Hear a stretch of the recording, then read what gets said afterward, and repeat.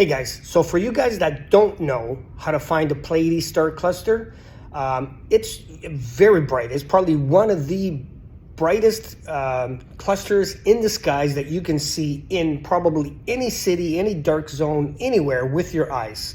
The only time you might not see it is if you have so many street lights blaring in your eyes.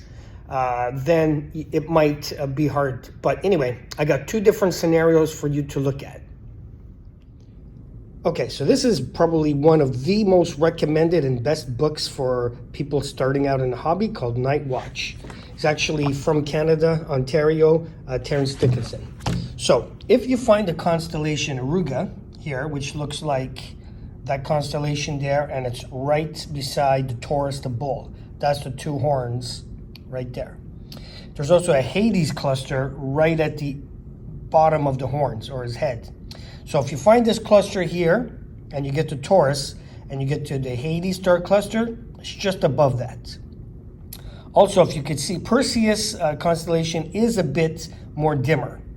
Now, the other way, if you find the Orion constellation, his belt stars also point to the Hades.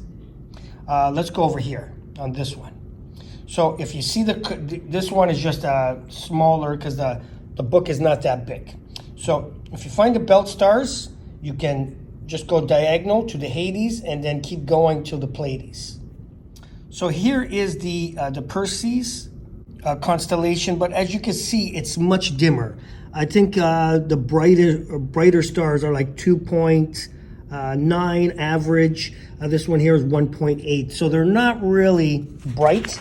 So I think either these two constellations that I first said, either use Orion, Taurus, or Auriga to find the Pleiades. But it's so bright you should probably see it with the unaided eye, unless you're like at a street or something with blaring lights. Okay, today we're going to be looking at the Pleiades star cluster, and you can see it with your eyes in a white zone, even the biggest cities. So what I have to use to see this guy, I like a 4-inch f5. It's a short tube refractor. I got it an HEQ5, non-go-to, but with drives, and that's it. I can kind of just glimpse it, and remember, I got a lot of street lights here, but this is a cluster you can see almost anywhere. Okay guys, so here's the Pleiades star cluster. As you can see, it looks like a little dipper. Actually, most people get confused. Let me see if I can. Most people get confused and think it's the Little Dipper. It's upside down right now.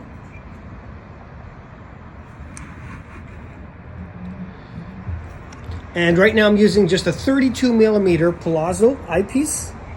And otherwise, if it's too big, like if you put too much power,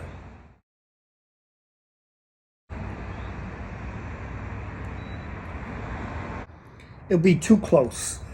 So it's actually best to use a low power telescope. Let me just bring that a little bit down. And as you can see, it's just, yeah, you need low power for this guy. Maybe like 10 to 20 power. And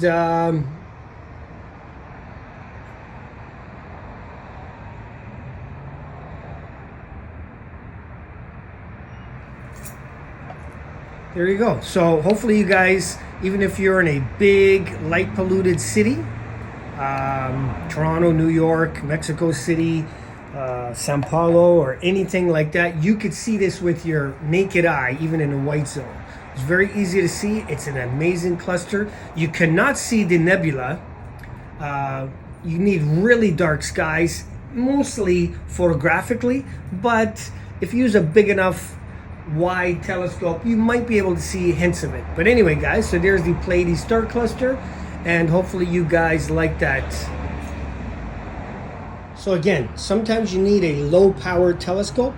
It's always good to have like an 80 millimeter or a 4-inch f5 refracting telescope, that type of thing, so you can go really low. So hopefully you guys enjoyed that. I don't know if you can, I don't even think we can see it, but That is actually Mars right there.